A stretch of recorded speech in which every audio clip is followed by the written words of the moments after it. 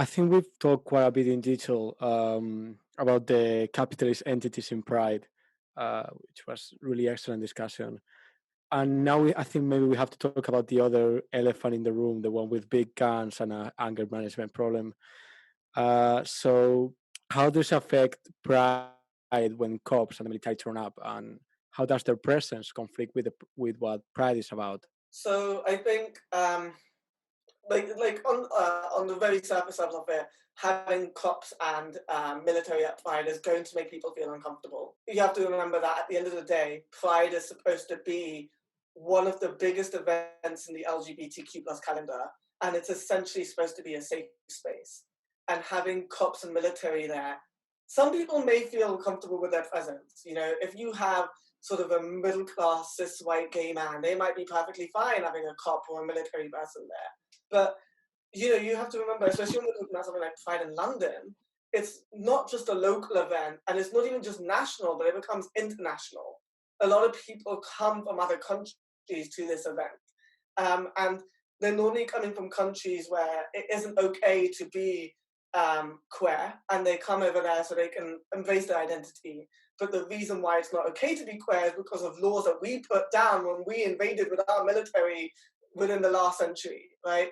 And further than that, there's some people coming from these countries, refugees and immigrants, who are coming from these countries that we're bombing. And then they're coming to our Pride and seeing us celebrating our military just feels so backwards. And then when we talk about cops, I mean, we all know what's going on in the news at the moment. We know that the police brutality towards Black people, it's not just that one event in the US, it happens all over. And it affects Black people, but also trans people, brown people, all like a lot of marginalized groups get affected by the police and police brutality. You know, you have people like survivors of abuse who will be triggered by cops being there. And so having cops in the military there breaks that safe space. And if you're not creating a safe space at Pride, it's not Pride anymore. What is it? It's just a party. It's just a celebration. You may as well just call it like Mighty Hoopla. It's just be like, there you go. Just have one of those. It's not a Pride event. It's not about the community anymore. It's just a party. And like we said at the beginning, our roots are anti-cop. Pride started from an anti-cop protest. And so if we forget that, we're forgetting the point of why we're here. Yeah, it's also like, why on earth are we okay with having historic and current oppressors of who we are and our identity in Pride? Yeah. And also, like, the fact that they're there continues that whole idea of pinkwashing, like we were talking about earlier. They're there specifically to exploit this as a good PR move. Look at these wonderful rainbow police officers. Look how friendly and warm we are. We celebrate parades. And it's the same thing that police do at Notting Hill Carnival, when they're like the friendly police officer during the day, but at night, like arresting lots of young Black men. It is an entirely like branding exercise. It is completely ties into the like capitalism and this idea that the police is a corporation, and that's what it is. You know, like we need to stop looking at the police like as these protectors of our society, because that's what they've never been. They've always been this like group of violent enforcers, especially in the UK, and they've always been very, very, very sort of like manipulated into action. And now they're sort of coming to Pride and utilizing this space where the whole point of it was to fight against their violence, and they're waving their rainbow flags. Like the dissonance in there is just so extreme. Yes, I get it that they're LGBTQ officers who feel like they want to be celebrated, but why do they want to be celebrated as police officers? Like, I really want, I think, corporations to answer these questions, and I want police officers to answer these questions, and I want soldiers to answer these questions, I want fucking Tories to answer these questions. Why do you, as that particular group, need to be celebrated at Pride?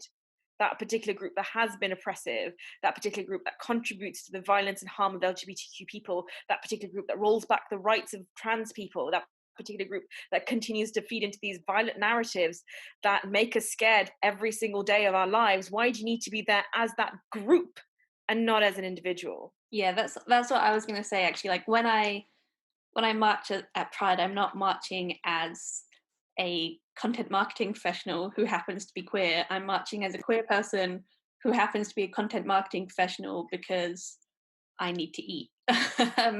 And so again, you know, if you're a queer person who's a cop, A, quit your job, but B, like, if you must be at Pride, then be at Pride not in uniform, because yeah, you don't make the space safe. Like, at BSN, we support people who choose to work with cops, because sometimes for survivors of domestic violence who have children, there are all kinds of laws about, you know, needing police reports and restraining orders for custody and that kind of thing. So if you're a survivor, if you're a survivor who does go down the police route, we absolutely will like support you through that. But also, we have so many people in our group who've been re-traumatized by cops, who have tried to report what happened to them and have been disbelieved, or it's just made their whole like experience of abuse, which is one of the worst things you can experience, just so much worse. And queer people's like experiences of domestic and sexual violence is a whole nother ball game, because of how much, you know, it's erased by heteronormative culture. And so to have police in a space where a queer survivor is trying to be themselves and trying to heal, just don't be there. Yeah, and I think that's the thing as well. When you talk about cops, especially, I'm sure there's plenty of queer people who can say that they've had a bad experience with a cop, when they've tried to report a hate crime, when they've tried to report something to a cop to say, oh, I've had this experience, and they're like, oh, okay, and they just don't care. I've had one myself where I was getting homophobic phone calls, and it's been a year, and I'm still waiting for them to do something about it. You know, I've stopped getting the phone calls, thankfully, but you know, it hasn't stopped. Like, they haven't done anything. They haven't told me that they've taken action, and I can't imagine what it would be like for people who've had worse circumstances, right? And we know that there's a problem with that when you talk about even more marginalized people. Like, we know what happened with sort of Black lives. We know people like Belly who haven't got justice because they didn't pursue the case, and it's this constant thing where people are not taken seriously. Marginalized people are not taken seriously by cops, and yet somehow we're supposed to welcome them into our space when they've never, like you said, they're not protectors. They're not protectors of us. It's just like Hunter said. They're always the kind of people who uphold the status quo. That's what they're there for. And they've never been the protectors of justice. They're only the protectors of justice for white, cis people, middle-class people. And I think that's also, like you were saying, when we invite the police into our space, what are we saying to our like Black and brown queer siblings? What message are we giving to them that we're prioritizing the inclusion of this group over the exceptional safety, I mean, of them? Yeah. And that just really doesn't sit right with me. In addition to that, like, how can I justify to like my Black queer friends that the police is fine to be here, especially in the light of everything that's going on? So, in the face of all of these very serious issues, I think maybe we would like to talk about how can queer people fight back against pinkwashing and corporate pride and all these things you've been discussing, and also what can allies do to support this?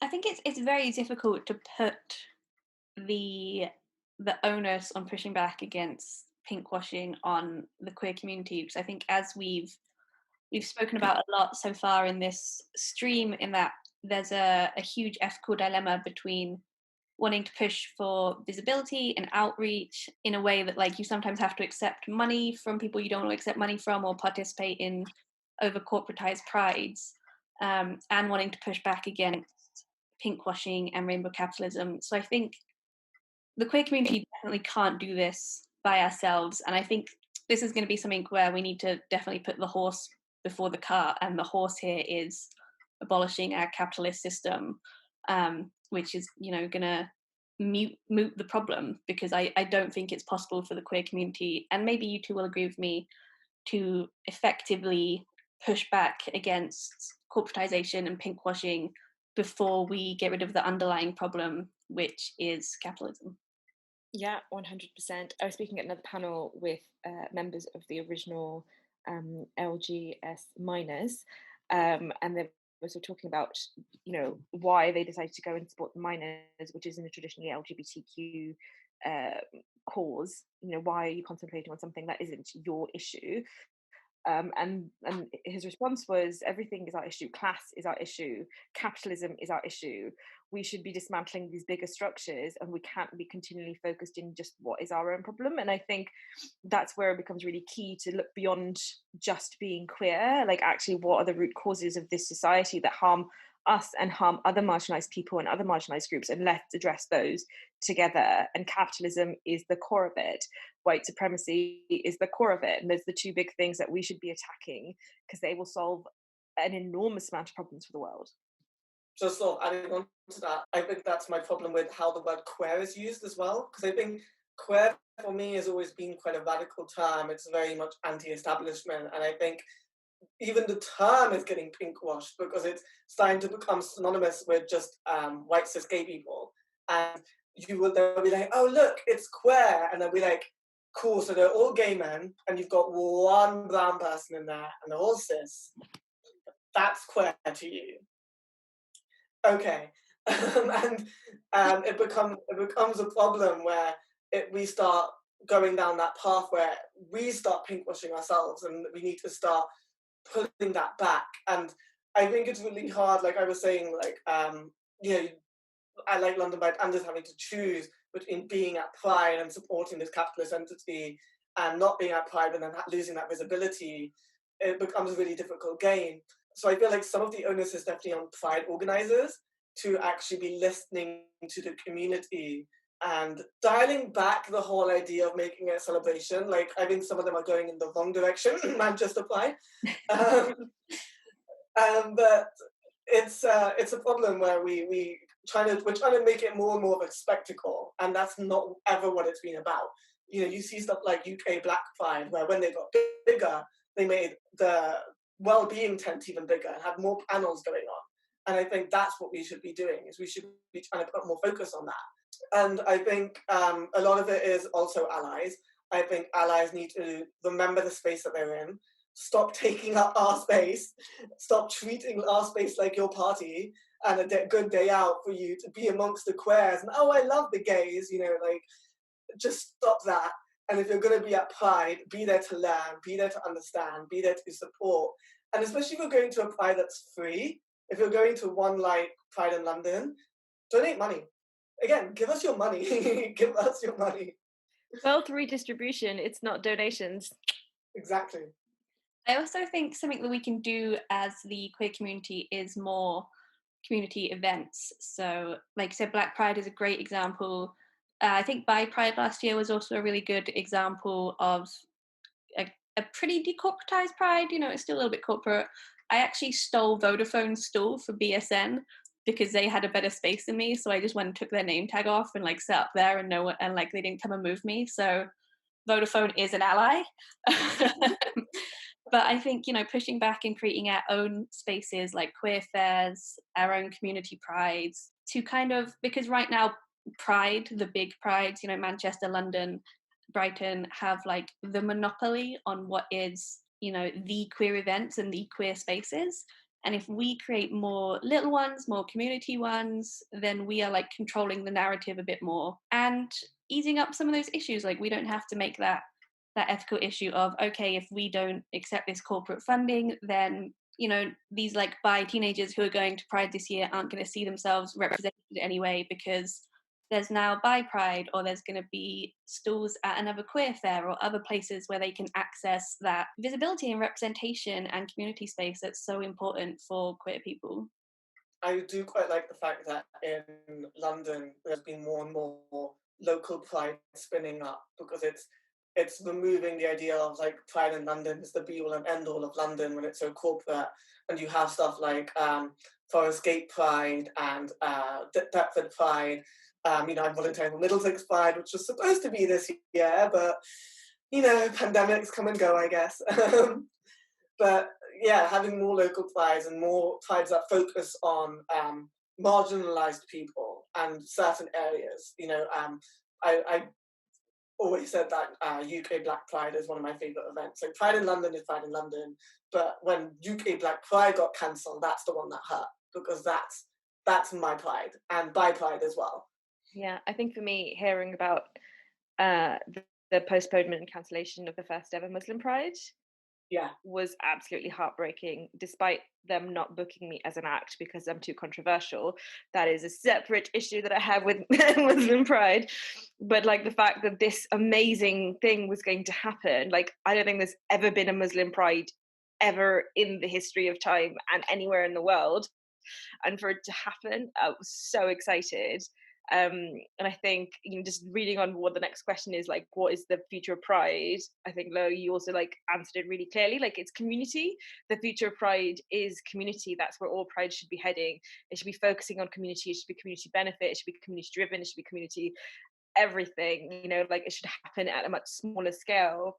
When we sort of get to that kind of massive commercial entity that Pride is now, it's because it's no longer benefiting individuals. It's just about voyeurism and spectacle as part of this other, I don't even know how to explain what it is now. I feel so far away and so intangible. And despite their kind of insisting that it's about the community, the people who are running and organizing it aren't really thinking about that. They're thinking about sponsorship. They're thinking about how much money they need to make because how expensive it is at that scale. They're thinking about, what kind of classic stereotypical tropes of LGBTQ-ness that they can utilize, like having a stage in Soho with the same run of 20 cis white gay drag queens. So they're thinking about those kind of things. And although there are events leading up to Pride that are focused in on, I guess, a little bit more community, so smaller events that are happening, they just don't have that same visibility as that actual day. The actual day itself is so important and visibility is important, but it's about how you're utilizing it. And if you're not utilizing it for your community, then what is the point? Yeah, I think, because Muslim Pride was a month away from actually happening, right? So that was really devastating. It was so close. And I think that's exactly how our focus needs to be. Is it needs to be community pride, but it needs to be community prides that are centered around people who are more marginalized and giving them more of a platform that they normally do not have. Middlesex Pride was very much going to be about that, because Middlesex has quite a large South Asian population. Southall is always called Little India because, you walk down that Broadway and good luck finding a white person, they do not exist. And same thing with sort of areas like Hounslow and Slough and all of those kind of areas in West London. And Middlesex Pride was very much going to be about that, because it was going to be headed up by mostly South Asian people, because it was headed up by Sharon Dhaliwal, who we all know and love. I was going to be community engagement. We were going to have Sabah, who some people might know.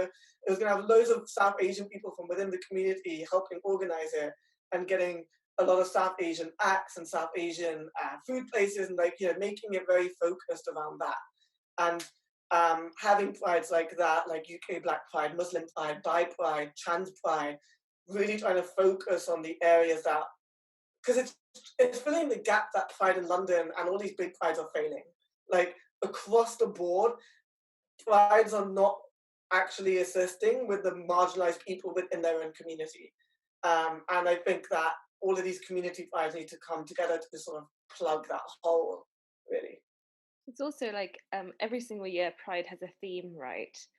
It has it's a theme. It's not a cause, it's not a message, it's a theme. And I think that's the difference of it. It doesn't pull people together when you have love wins. What the fuck does that mean?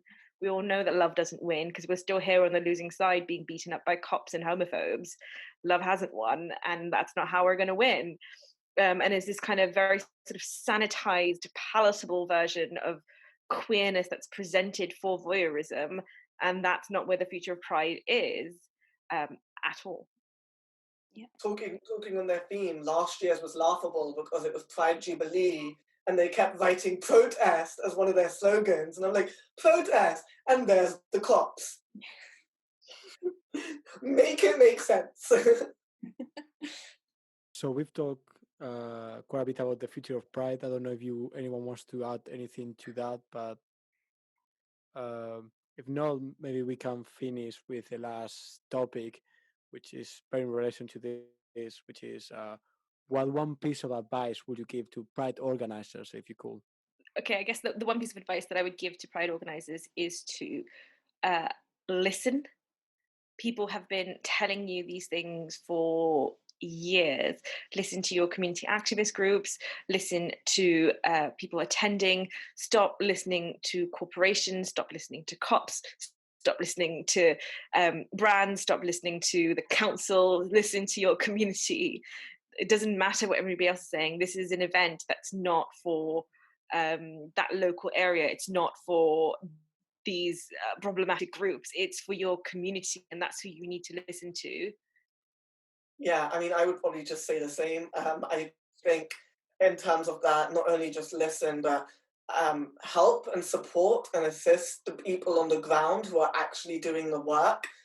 You've got this new fund now that you're doing, but it's not actually helping grassroots organizations. And I think you need to be connecting with them. Like, you have community engagement officers. What are they doing? Connect with these grassroots organizations and help them in any possible way. Give them a platform, give them money, do something to support the people actually doing the work.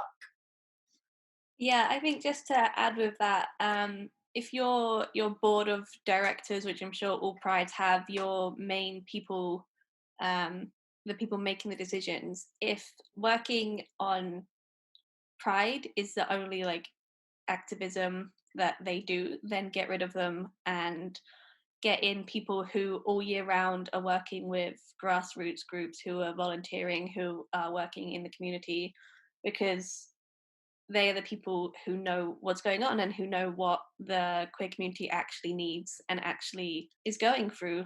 So, if your board is completely disengaged from the community, then obviously we're just going to keep ending up in this situation where it's all about corporations, it's all about creating a Coachella feel, and it's not about the issues that queer people are actually facing. I want to add on that and actually say, I think prides in themselves shouldn't be so focused on that one day a year. I think we've shown in this pandemic that putting all your eggs in one basket doesn't work, right? They've all been focused on creating this big event, but those events aren't a given, right? Something can happen, that event can't happen anymore. If you're doing work continually throughout the year, which I can't say I know Pride in London is doing, maybe they are, but I haven't seen it, then you need to reshift that focus. Pride shouldn't be just a one-day affair. It should be something that's all year round. Yeah, and also, fuck capitalism. Yeah. I think maybe that's a lovely and appropriate ending for the panel. Thank you so much for this amazing talk. It's been really inspiring and illuminating.